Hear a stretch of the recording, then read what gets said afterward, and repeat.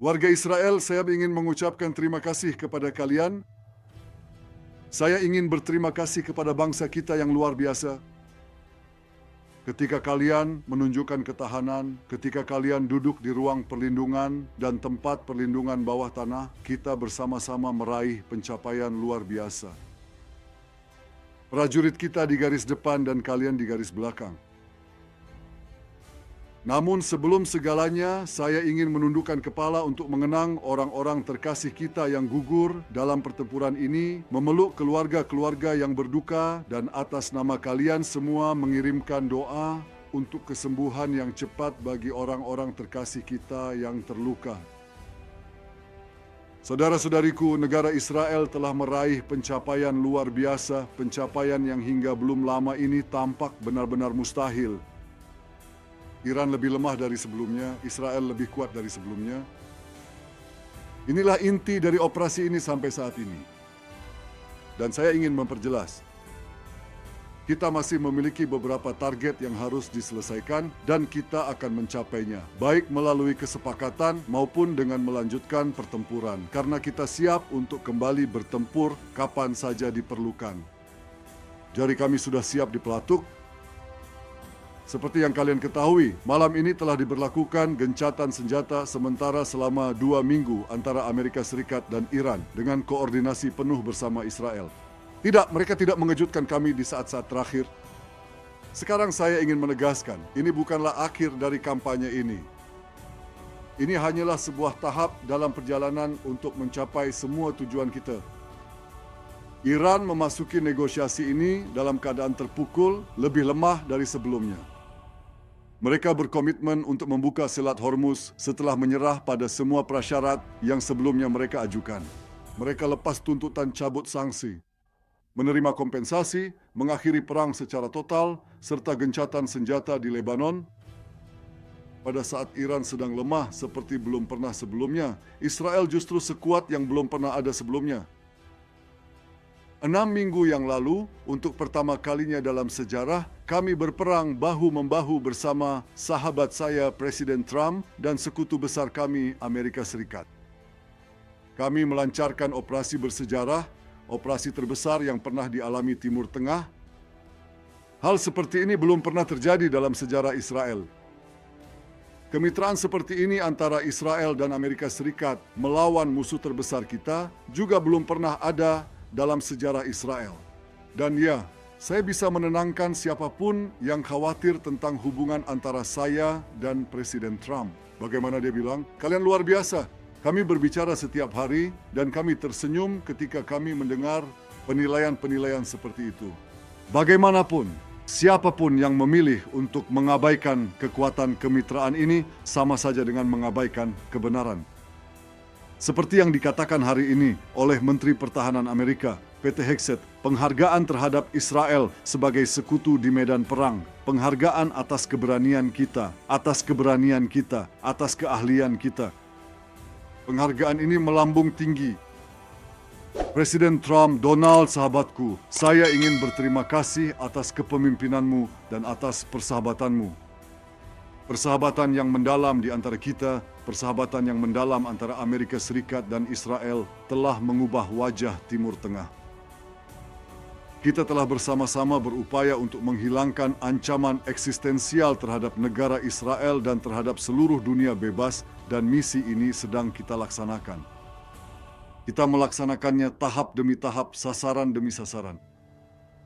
Jika kita tidak bertindak bersama, dan setelah itu, jika kita tidak melakukan serangan Shagat Ha'ari, raungan singa, Iran sudah lama memiliki senjata nuklir dan ribuan rudal untuk menghancurkan Israel serta mengancam keberadaan kita semua. Ancaman eksistensial ganda itu telah kita jauhkan dari kepala kita. Kita telah memundurkan rezim teror di Iran selama bertahun-tahun. Kita telah mengguncang fondasinya, menghancurkannya. Jadi apa yang telah kita capai sampai saat ini? Kita telah menghentikan mesin produksi rudal Iran. Bukan hanya kita menghancurkan rudal yang sudah ada, kita juga menghancurkan pabrik-pabrik yang memproduksi rudal tersebut, dan sekarang orang Iran menembakkan apa yang tersisa di gudang mereka. Gudang itu semakin kosong. tetapi mereka tidak memproduksi rudal baru. Kami telah merusak parah program nuklir Iran, menghancurkan banyak infrastruktur nuklir, pabrik sentrifugal, dan hal-hal lainnya. Kami juga telah menyingkirkan lebih banyak ilmuwan nuklir yang akan bergabung dengan mereka yang telah kami basmi di antara bangsa seperti Singa. Dan mengenai bahan yang telah diperkaya yang masih tersisa di Iran, seperti yang dikatakan oleh para pejabat tinggi pemerintahan Trump hari ini, seluruh bahan yang diperkaya itu akan keluar dari Iran. Entah itu keluar melalui kesepakatan atau keluar melalui dimulainya kembali pertempuran. Dan kami melihat hal ini dengan pandangan yang sama.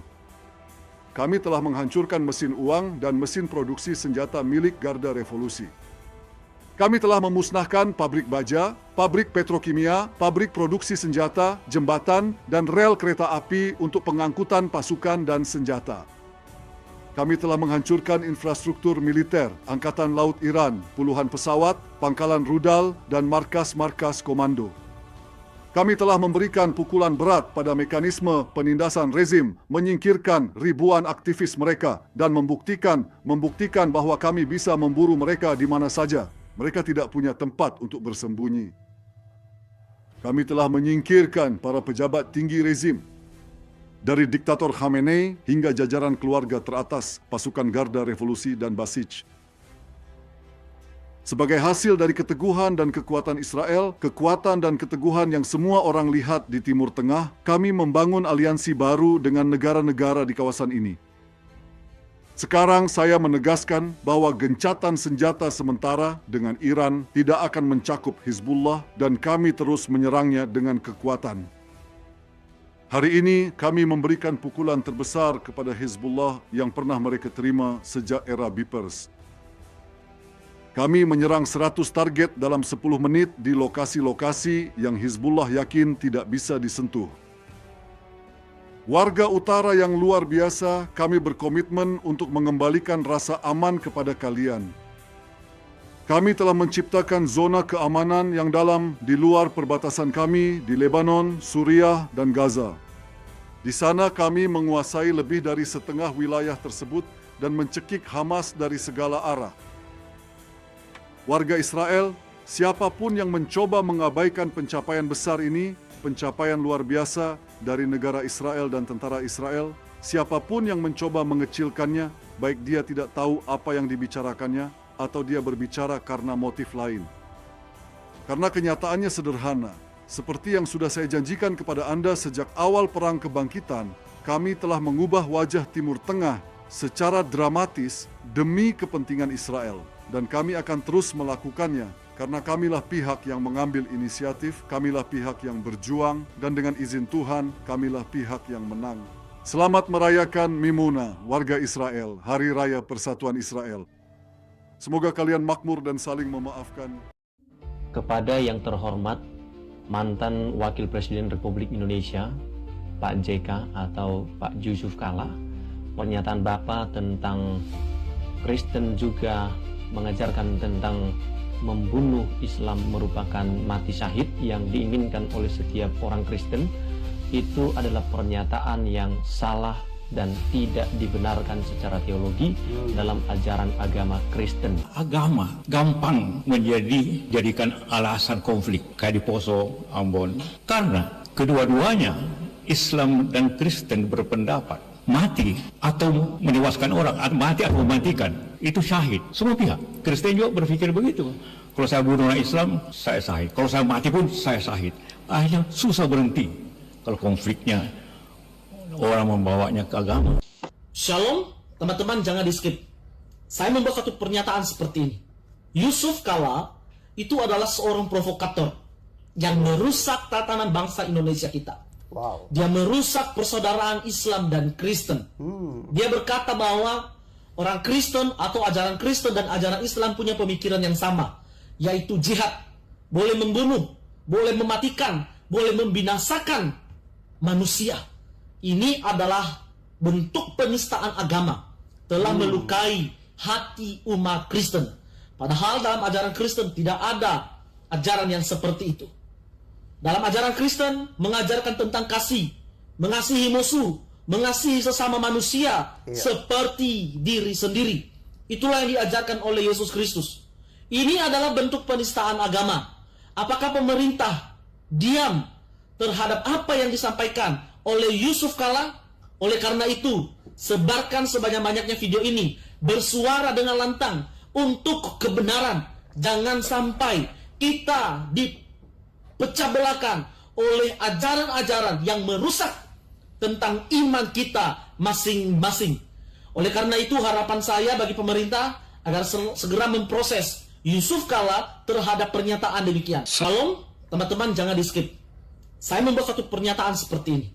Yusuf Kala itu adalah seorang provokator yang merusak tatanan bangsa Indonesia kita. Wow. Dia merusak persaudaraan Islam dan Kristen.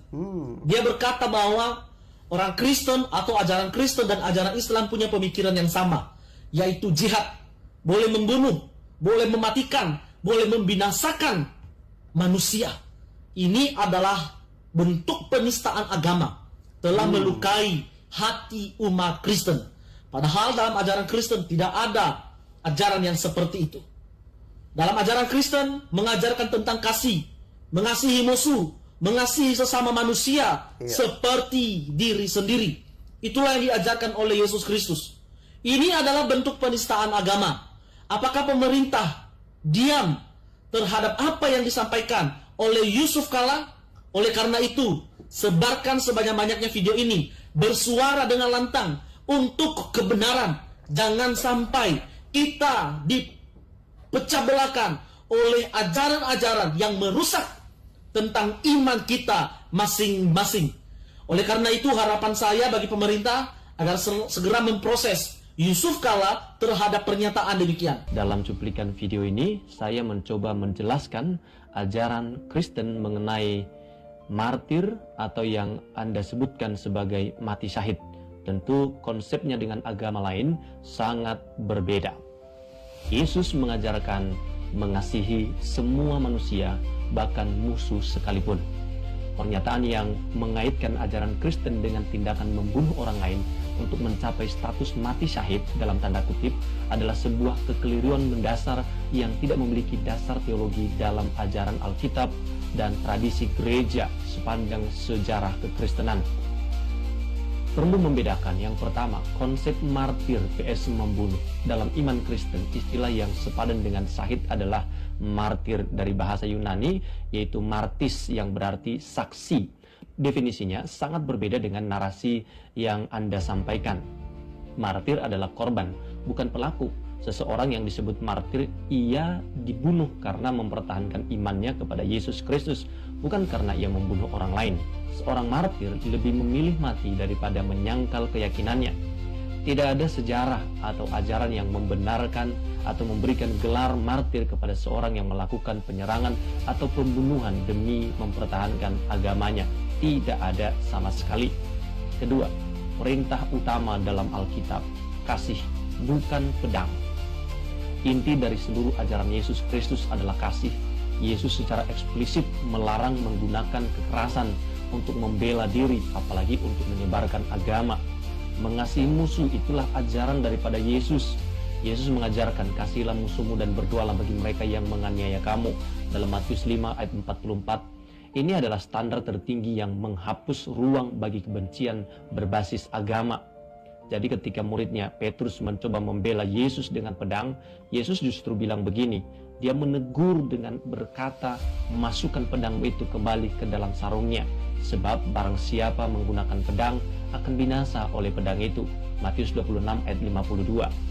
Ketiga, kesucian hidup. Kekristenan memegang teguh 10 perintah Allah, di mana perintah ke-6 berbunyi sangat jelas. Jangan membunuh dalam Keluaran 20 ayat 13. Mencabut nyawa sesama manusia dengan dalil agama itu dianggap sebagai dosa berat dan pengingkaran terhadap cinta terhadap Allah yang ada pada setiap manusia. Allah mengasihi manusia karena manusia itu adalah ciptaan yang diciptakan serupa dan segambar dengan Dia, imago Dei. Keempat, teladan Yesus sebagai martir utama. Umat Kristen memandang Yesus Kristus sebagai teladan tertinggi. Ia tidak datang sebagai penakluk militer.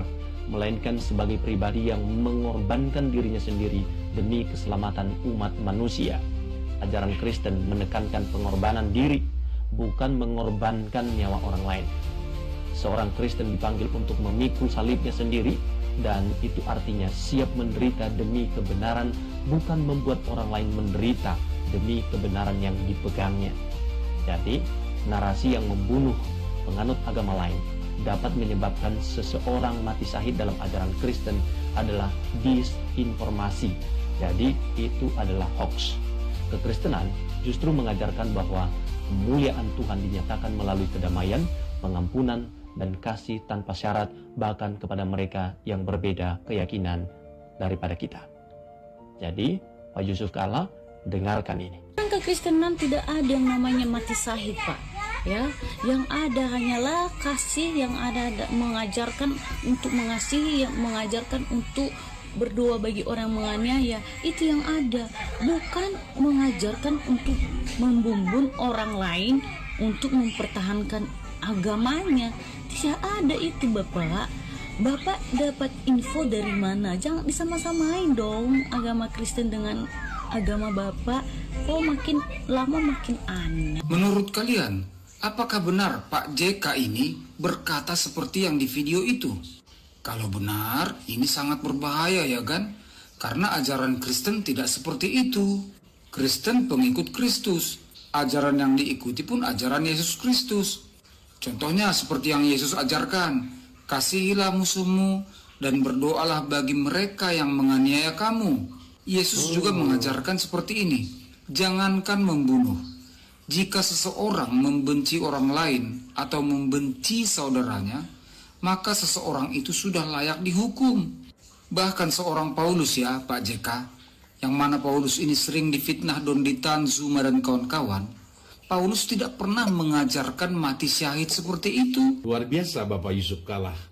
Beliau punya kemampuan untuk mengarang bebas. Di mana beliau menyampaikan bahwa Islam dan Kristen itu, agama Islam dan Kristen itu ajarannya sama. Beda Pak. Enggak sama, beda.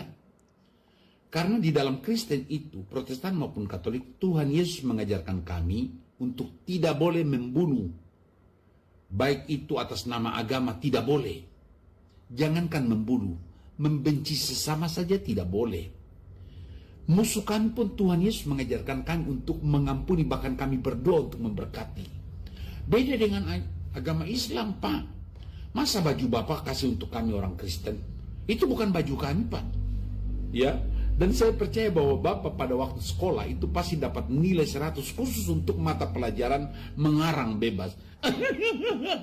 Menurut pemirsa, bagaimana pendapatmu tentang karangan bebas? Ini makin tua makin ngaur, ya.